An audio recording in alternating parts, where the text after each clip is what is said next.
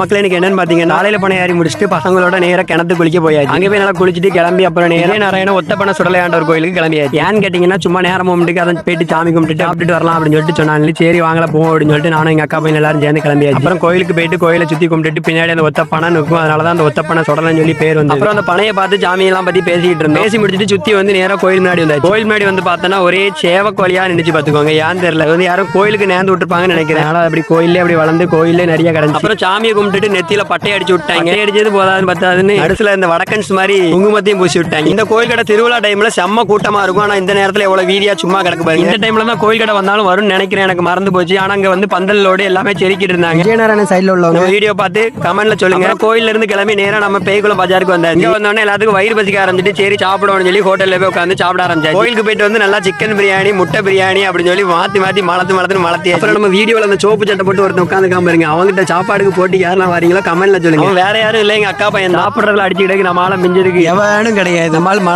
மலத்தான். Okay மக்களே.